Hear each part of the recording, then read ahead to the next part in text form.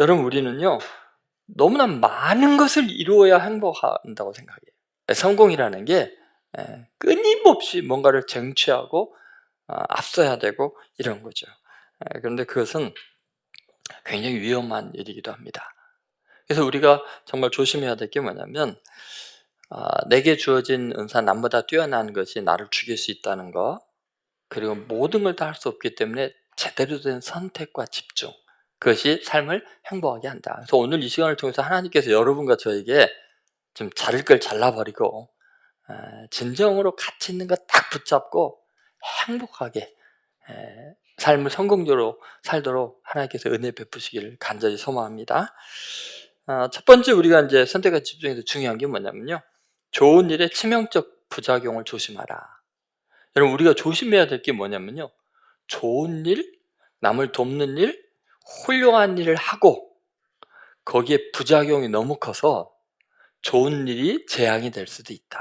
내가 잘한 일이 나를 망칠 수 있다. 이거에 대해서 생각해 봐야 돼요. 오늘 본문 여러분이 잘 아시잖아요. 예수님이 정말 훌륭한 일을 하시니까 마르다가 예수님을 자기 집에 초청해갖고 막 잔치를 벌리고 이러는데, 마르다 여동생이 예수님 앞에 앉아서 말씀만 듣고 있으니까 너무 힘드니까 화가 나서 예수님께 따지잖아요. 내 동생을 명해서 내 일 좀 도와주게 하십시오. 근데 그런 이야기가 나옵니다. 여러분, 지금 오늘 본문에 나오는 이 40절의 이야기를 보면요, 우리가 굉장히 중요한 교훈을 얻을 수 있습니다. 우리가 좋은 일 하면서 엄청난 부작용을 겪을 수 있다는 거예요. 한번 보시죠. 한번 40절 같이 읽어보겠습니다. 마르다는 준비하는 일이 많아 마음이 분주한지라 예수께 나아가 이르되, 주여, 내 동생이 나 혼자 일하게 두는 것을 생각하지 아니하시나이까. 그를 명하사 나를 도와주라 하소서. 그렇게 이야기를 합니다. 여러분, 이 말씀을 한번 잘 생각해 보세요. 여러분, 우리는 이 본문 앞에 율법 학자가 자기를 옳게 보이려고 예수님께 내 유신 누굽니까? 한번 질문했던 거 오랫동안 다뤘죠. 여러분, 율법적인 자기의, 그거 되게 위험하다는 걸 우리가 알았어요. 근데요, 더 위험한 것 중에 하나가 있습니다. 그게 뭐냐면요, 복음적이고 남을 돕는 좋은 일, 또 하나님의 일을 한다고 예수님을 위해서 지금 잔치를 베푸는 이런 좋은 일을 하면서요, 우리는 율법학자보다 더 망가질 수 있다는 거예요. 여러분, 율법학자는 예수님을 비난까지 안 했잖아요. 그런데 오늘 마르다를 보면요, 예수님께 와서 따져요. 예수님 뭐 하시는 거예요? 저 내 여동생 좀 혼을 내주셔가지고 나 혼자 일하는 건 놔두게 하지 말고 같이 일하게 해주셔야죠. 그냥 예수님 이렇게 마리아가 함께 그냥 이야기 나누고 있으면 어떻게 합니까? 지금요, 마르다는 마리아와 함께 예수님까지 싸잡아서 책망하고 있는 거예요. 지금 누구를 위한 잔치를 하고 있었던 거예요? 자기가 그렇게 땀 흘려서 일하는 이유가 뭐예요? 예수님께 너무 감사해서, 또 예수님과 함께 전도하러 다니는 고생하는 12제자들 또는 70인들이 같이 있었는지 모르겠습니다만, 그들을 자기 집에 초대해서 그들을 위해서 좀 맛있게 드실 수 있도록 열심히 섬기잖아요. 누가 시킨 게 아니에요. 자기가 자원해서 그렇게 예수님 들어오시라 그랬어요. 그런데 예수님만 들어오는 게 아니라 12명의 제자도 들어올 거 아니에요. 얼마나 바쁘겠어요. 그런데 자기는 하인들과 열심히 일하는데 얄미웁게 그 동생이, 꼭 동생들이 그러잖아요. 아빠 무릎에 앉아만 있는 것처럼. 자기는 고생하는데 맨날 큰언니만 일하잖아요. 그 어때요? 그걸 이제 못 견딘 거예요. 그래서 예수님께 가서 따진 거예요. 여러분, 우리는요, 잘 생각해보면 내가 만든 내 선행을 때문에 하나님을 원망하는 일이 많아요. 힘들어 죽겠다고 내가 왜 이래야 되냐고. 누가 시킨 건 아니에요. 근데 교회를 위해서, 나라와 민족을 위해서, 내 가정을 위해서 시키지도 않는데 자기가 일을 만들어요. 제가 아는 가까운 어떤 여자도 그러더라고요. 일을 만들어요. 그래갖고 자기가 힘들어요. 에? 얼마나 힘든지 몰라요. 여러분 한번 생각해 보세요. 마리아에게 명해서 나를 도와주러 하소서 왜 그걸 가만히 두니까 예수님도 원망하고 마리아 동생도 혼내고 있고. 여러분 우리는요, 내가 선을 많이 행할 때 진짜 그 부작용을 조심해야 되는 게 뭔지 아세요? 괜히 가만히 있는 사람 미워하게 돼요. 저 사람은 왜 안 해? 은사가 다른 걸. 제가 아까도 말씀드렸습니다만 마리아가 부엌에 가면 다 망가져요. 그릇 깨뜨리고 음식 다 맛없게 만들고. 마리아는 거기 앉아있는 게 차라리 나아요. 그런데 여러분 우리는요, 내가 잘하는 것, 내가 즐거워서 하는 것, 내가 열심을 해서 남 도와주는 것 가지고요, 나와 함께 하지 않고 동조하지 않고 편하게 누리기만 하는 사람들에 대해서 속에 우라가 치밀어 오르는 그런 문제가 있어요. 여러분 그래서 우리의 삶이 불필요한 부작용을 많이 낳아요. 여러분 우리는요, 내가 실수하고 잘못한 것보다 더 큰 악에 빠지는 경우가 언제냐면요, 마음의 교만함이에요. 내가 이렇게 헌신하고 있는데, 나는 이렇게 죽도록 섬기고 있는데, 나는 이렇게 고생하는데 저들은 왜 저렇게 안 도와주는 걸까? 그래서 우리는요, 선을 행할 때 꼭 기억해야 될 게 뭐냐면요, 내 자신의 영적인 상태를 체크를 잘 해야 돼요. 여러분 우리는요, 내 중심적인, 내가 원해서 내가 이렇게 대접하고 싶어서 내 마음이 아니라 지금 뭐 하는 때이고 주님이 진짜 원하는 게 뭐고 그걸 생각을 해야 돼요. 그렇지 않으면 우리는요, 지독한 자기 의에 빠져서 앞에 나온 율법주의자보다 훨씬 더 악해질 수 있어요. 착한 일하고 내 영혼을 악해질 수 있다. 이해가 되세요? 그거 꼭 주의하셔야 돼요. 좋은 일에는 반드시 부작용이 따른다. 이거 깨닫지 못하면 좋은 일하고 관계 다 깨져요. 괜히 좋은 일 때문에 나쁜 사람이 돼요, 서로. 자, 두 번째 중요한 것이 있습니다. 중요한 것은 많은 일은 염려와 근심에 눌리게 한다. 여러분 일을 많이 하면요, 그만큼 인생이 짓눌리게 됩니다. 여러분 삶이 왜 이렇게 찌들리세요? 자신의 한계와 분량을 따라서 조절할 줄 알아야 되는데 인간의 욕심이라는 게요, 한이 없고 끝이 없습니다. 새해가 되니까 여러분 새로운 계획 세우셨어요? 많이? 지금 하고 싶은 일 많죠? 일을 많이 해야 되고 많은 업적을 이루어야 내 인생을 알차게 살았다는 착각에서 벗어나야 돼요. 우리들이 자꾸 착각하는 게 뭐냐면 뭔가 많은 것들 여기저기에서 내 존재감을 드러내야 나는 행복할 수 있고 내 삶이 헛되지 않았다는 착각을 한다는 거예요. 자, 마르다처럼요, 어쩌면 그녀는 그 집에 부모님이 좀 돌아가시고 안 계신데 지금 장녀예요, 장녀.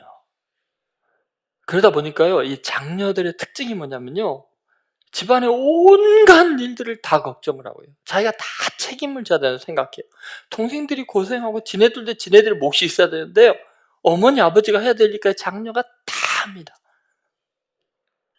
그래서 몸도 마음도 지칠 대로 지치고 상할 대로 상해요. 우리 교회도 좀 몇 분 계셔요. 맨날 몸이 다 망가져 있어요. 너무 안타까워요. 동생들이나 자식들이 자기네들이 겪어야 되고 힘들어야 될 일까지 다 거기다 또 예수님까지 모셔왔네.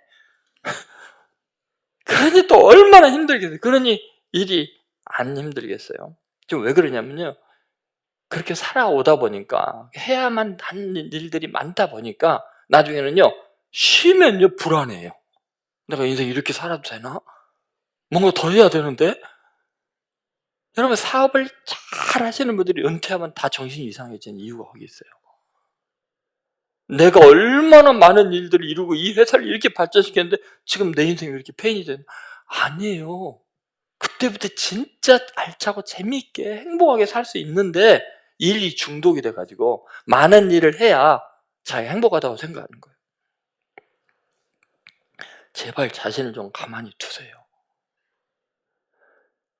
먹을 것과 입을 것이 있으면 족한 줄로 알고 행복하도록 노력을 하세요. 하나님은 여러분이요, 좀 고요하고 평안한 가운데 안돈된 삶을 누리기를 원하셔요. 하나님이 여러분이 육체도 건강하고 영혼도 건강하고 정서적으로 건강하고 안정된 삶을 원하셔요. 그래서 때로 사업을 하다 망하면요, 좀 쉴 수도 있어야 돼요. 하나님이 쉬라고 그런가 보다. 여러분 몸이 병들면 어때요? 병원에 가면 어때요? 이제 좀 나보다 쉬라고 하시는가 보다. 그런 생각도 좀 해야 돼요. 여러분 일은 능력 있게 잘하는데 자신의 내면은 형편없이 고갈되고 자신의 인품은 찌그러져 있고 인간관계는 다 뒤틀려 있고 일만 잘하면 뭐예요? 다 망했는데. 웹에 업적을 싹 올리기 위해서 자신을 돌보지 못한 사람들이 있어요. 젊었을 때 굉장한 꿈을 갖고 노력하지만 나중에 하는 소리들이 있어요. 내가 헛살았네. 여러분 그렇게 열심히 산 사람들은 자신처럼 열심히 살지 못하는 사람들 책망하고요. 자신은 당당하게 위세를 떨치면서 사람들을 무시하고요. 자기보다 못 버는 사람들, 열심히 노력하지 않은 사람들을 비인격화해요. 그러면요, 엄청난 외부적인 성공을 거두는데 내면의 인간성이 다 망가져 있는 거예요. 누리지도 못하고요. 자신의 오만함을 인식할 시간도 없어요. 나는 이렇게 열심히 살았는데 하면서. 남을 혼내고 멸시할 자격이 있다고 생각해요. 나는 열심히 살았으니까. 저런 인간들은 게을러서 저런 거야. 여러분 항상 그래요. 우리는요 너무나 많은 일을 하고 큰 업적을 이루는 순간 우리는 망가지기 시작해요. 여러분 마르다의 상태가 지금 골마 터질 대로 터졌어요. 자기가 큰딸이 있기 때문에 동생들 다 책임지다가 나중에 나사로 병들어 죽게 되니까 얼마나 또 힘들어해요. 나중에는요 자기의 수고 때문에 예수님 원망하고 책망하고 마리아 동생 꾸짖고 이게 뭡니까? 그래서 예수님은 이런 인간성의 한계를 아시고서 일 좀 줄여라 그렇게 이야기를 하시잖아요. 그 내용이 바로 41절에 나와 있죠. 41절 한번 같이 읽어볼까요? 같이 읽습니다. 주께서 대답하여 이르시되 마르다야 마르다야 내가 많은 일로 염려하고 근심하나. 뭐라고 했어요? 너가 많은 일로 염려하고 근심하나. 좀 줄여라 그거예요. 여러분 우리는요 그래서 선택과 집중이 중요해요. 너무나 많은 일 하려고 하지 마세요. 예수님은 지금 마르다를 치유해 주기를 원하셔요. 그에게 평안을 주시기를 원하고 그가 행복해지기를 원하셔요. 마르다야, 너 반찬 솜씨가 좀 떨어진 것 같다. 재료가 좀 싱싱하지 않은 것 같다. 좀 더 다양한 음식 좀 만들면 안 되겠냐? 그렇게 말씀하시는 분 아니세요. 마르다야, 그냥 내가 말씀을 전할 때 목이나 축일 수 있는 음료수 한 잔이면 된다. 일 좀 줄여라.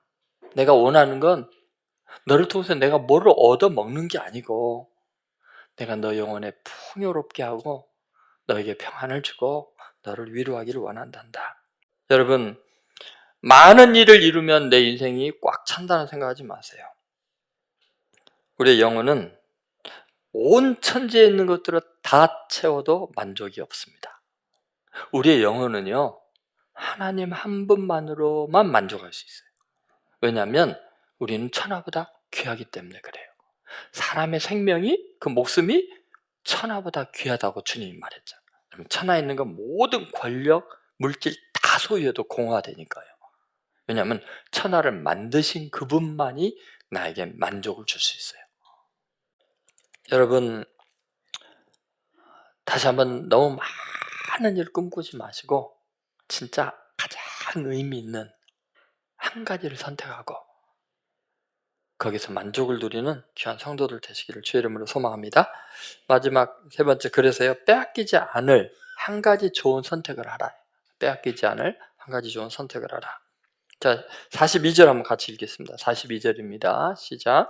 몇 가지만 하든지 혹은 한 가지만이라도 족하니라. 마리아는 이 좋은 편을 택하였으니 빼앗기지 아니하리라 하시니라. 여러분, 빼앗기지 아니하리라 이 말은 나머지 다 빼앗긴다는 거예요. 이 한 가지, 빼앗기지 않을 한 가지를 선택해라. 그것이 바로 하나님의 말씀을 듣고 하나님과 친밀해지고 하나님의 뜻을 알고 자기 인생에 하나님의 뜻을 실현하는 그 한 가지였죠. 여러분, 헌신에는 선택과 집중이 굉장히 중요합니다. 여기저기 다 헌신할 수는 없어요. 그런데 영원한 것, 없어지지 않을 것, 썩지 아니할 것, 그리고 정말 이 인류 역사에 길이 남고 역사의 흐름을 바꿀 만한 위대한 일에 우리가 헌신을 해야 돼요. 물론 아무 일도 안 하고 섬김이 없으면서 예수님께서 이렇게 빼앗기지 않냐라는 뭐 이런 말을 이용해서는 안 되겠지만 그래요. 교육학과 그 심리학의 세계적인 권위자인 중에 칙센트 미하이라는 분을 여러분이 아실 거예요. 이 박사님이 몰입의 즐거움이라는 그 책을 썼는데 거기 보면요, 굉장히 많은 사람을 광범위하게 조사를 했어요. 그랬더니 신기한 일이 있어요. 하나에만 집중하고 나머지를 끊잖아요. 그러면 신기하게 몸이 건강해지는 걸 알았어요. 예를 들면 어떤 사람이 책 읽고 공부하는 게 재미를 붙지 않아요? 13시간, 16시간을 공부를 해도 몸이 건강해지는 거, 피곤하지 않는 거. 그런 사람들이 우리가 알고 있는 아인슈타인이나 이런 사람들 다 그렇죠. 에디슨이나 그런 사람들이죠. 예를 들어서 정말 몰입을 하게 되면요, 그 분야에서는 자기 한계를 극복해서 위대해지는 일들이 얼마든지 있는데, 그건 세속적이어도 마찬가지인데, 예를 들면 굉장히 가난하고 불행한 선이 있었고 아버님이 아주 일찍이 돌아가시고 어머니는 정신질환에 시달리는 정신병 환자였고요. 그리고 장애인인 자기 이제 삼촌하고 같이 사는데 그 포도통을 수리하는 장애인 삼촌뿐이었어요. 이 소년이 너무 못 먹고 가난해갖고요, 영양실조, 폐결핵을 얻어서 정상적인 생활이 불가능할 정도로 불쌍히 자랐어요. 근데 이 소년은요, 너무 가난하고 힘든데 성실했어요. 아주 성실하고 열정을 지니고 있었어요. 그러니까 선생님이 보니까 이 아이가 문학적인 소질이 굉장히 뛰어난 거예요. 그래서 격려를 해줍니다. 야, 너의 은사를 어떻게 하면 되니까 모든 걸 극복하고 너의 아픔과 이런 것들을 글로 잘 표현하고 인생을 잘 성찰하고 너 문학성을 살려야 된다. 그래서 결국은 가난과 질병 속에서도 문학에 대한 열정을 불태우고 집중을 합니다. 그래서 삶의 아픈 상처들을 작품으로 우러내게 되고 승화시키게 되죠. 그가 수많은 명작을 남기게 되고 44살 때 노벨 문학상을 받게 됩니다. 이 사람이 프랑스의 그 유명한 알베르토 까뮤입니다. 보세요. 극단적인 어려움과 절망 속에서도 그는 하나님을 믿지 않았어요. 하나님을 영원한 거에 대해서 자는 신경도 안 쓴다 그랬어요. 그래서 삶이 부조리하고 죽음밖에는, 인생이 허무하게 된 죽음밖에 없다고 생각했던 사람. 최종적인 결론이. 그런 사람도요, 그 모든 절망적인 상황에서 한 가지 문학에 집중을 하면 어마어마한 영향력을 끼치는 거예요. 하물며 여러분, 우리가 그렇게 없어질 것, 자기 자신을 죽음으로 몰아가는 절망에 집중을 해도 이렇게 업적을 남긴다면 살아계신 하나님을 만나고 그분의 말씀과 그분의 섭리와 그분의 위대한 일을 바라보면서 만약에 내 인생이 천지를 창조하신 하나님, 역사의 주권자이신 그 하나님의 뜻과 합당한 한 가지에 대해 집중을 한다면, 여러분이 직장 일을 하든 또는 사회사업을 하든 또 가정주부로서 자식을 키우든 간에요, 하나님께서 내 인생의 이런 시련과 역경을 통해서 어떻게 하나님의 뜻을 한 사람에게라도 이루게 할까에 집중하면요, 반드시 위대한 일이 일어납니다. 여러분, 세상의 모든 것을 다 잃어버려질 것들이고 썩어질 것, 없어질 것들인 것은 자명합니다. 지금 뭐 우리가 역사를 보면서 또 우리 지금 시국 상황에서도 보면요, 권력의 허무함, 재력의 순간적인 상실감, 이런 것들을 알 수 있습니다. 영원하신 것은 바로 하나님이죠. 그래서 다윗이요, 그걸 깨달았어요. 자, 보세요. 세상의 헛됨을 알고 하나님의 영원하심을 아는 사람들은요, 세상에서 낙오되는 게 아니라 역사의 흐름을 바꿔놓습니다. 역사의 가장 위대한 업적을 남깁니다. 다윗이 한 말을 한번 보세요. 시편 39편 4절부터 7절의 말씀인데 한번 같이 읽어보겠습니다. 여호와여, 나의 종말과 연한이 언제까지인지 알게 하사 내가 나의 연약함을 알게 하소서. 주께서 나의 날을 한 뼘 길이만큼 되게 하심에 나의 일생이 주 앞에는 없는 것 같사오니 사람은 그가 든든히 서 있는 때에도 진실로 모두가 허사뿐이니이다. 진실로 각 사람은 그림자같이 다니고 헛된 일로 설원하며 재물을 쌓으나 누가 거둘는지 알지 못하나이다. 주여, 이제 내가 무엇을 바라리요? 나의 소망은 주께 있나이다. 여러분, 다윗이요, 그걸 알았어요. 골리앗 죽이고 그렇게 유명세를 날리고 뭐 다윗이 죽인 자는 만만이요 사울이 죽인 천천히다 해서 사람들이 다 자기 응원할 줄 알았고 이제 승승장구할 줄 알았어요. 그렇게 선한 일을 했고 위대한 일을 했으면, 근데 반역자로 몰려서 시심 때문에 비참하게 죽음과 나사는 한 걸음밖에 없네요. 내 인생이라는 게 세상에 대단한 일을 해도 아무것도 아니구나. 내 소망은 하나님밖에 없구나. 그렇게 하나님의 뜻대로 살려고 애를 쓰고 하나님의 말씀을 쥐하로 묵상하고 하나님이 원하시는 반응을 하고 사랑하고 품고 그랬더니요, 인류 역사상 다윗같이 하나님 마음에 합한 사람, 위대한 영향력을 남긴 사람이 어디 있어요? 메시아가 다윗의 자손으로 온다고 할 정도예요. 나는 세상의 허무함을 알았고 내 자신의 연약함을 알아서 영원하신 하나님께만 소망을 뒀더니 그가 역사에 내 자신에게 가장 위대한 존재가 돼요. 왜냐하면 선택과 집중이죠. 세상의 것 다 내려놓고 천지를 창조하시고 역사의 주권자 하나님께 딱 마음을 고정하고 그분의 뜻대로 살기를 결심했을 때 그가 뭐를 하든지 형통하게 되었고 위대해졌어요. 전쟁에 패한 적이 없어요. 예수님을 생각해 보세요. 예수님이요, 이 땅에 오셔서 얼마나 할 일이 많았겠어요. 빵 만들어 달라고 얼마나 사람들이 쫓아다녔어요. 임금 대달라고 얼마나 난리였어요. 제자들, 가족들. 그런데 예수님이 뭐에 집중한 줄 아세요? 사람들이 높이는 것 잠깐이요. 왕이 되어달라고 다윗의 자손, 우리의 임금이시여 했던 사람들이 십자가에 못 박으러 소리 지르잖아요. 그러니까 예수님께서요, 놀랍게도 세상 사람들이 원하는 것이 아니라 너무 많은 일들을 하려는 게 아니라요, 딱 한 가지, 하나님의 말씀에 순종해서 십자가 지는 일, 그걸 위해서 나머지를 다 포기했어요. 그런데 여러분, 인류 역사의 가장 위대한 일들은 전부 다 십자가 사건으로 일어납니다. 여러분, 초점을 맞추세요. 여러분 인생을 향한 하나님의 계획을 생각해 보세요. 그리고 너무나 많은 세상의 짐들로 세상 사람들이 원하는 수준의 성공이 아니라 진짜 위대하게 하나님께서 나를 이 땅에 보내셔서 나를 통해 이루고자 하는 게 뭘까에 집중하시면 나머지를 다 더해 주십니다. 가장 위대하게 해주십니다. 그렇게 주님 앞에서 승리하는 귀한 성도들 되시기를 주의 이름으로 소망합니다.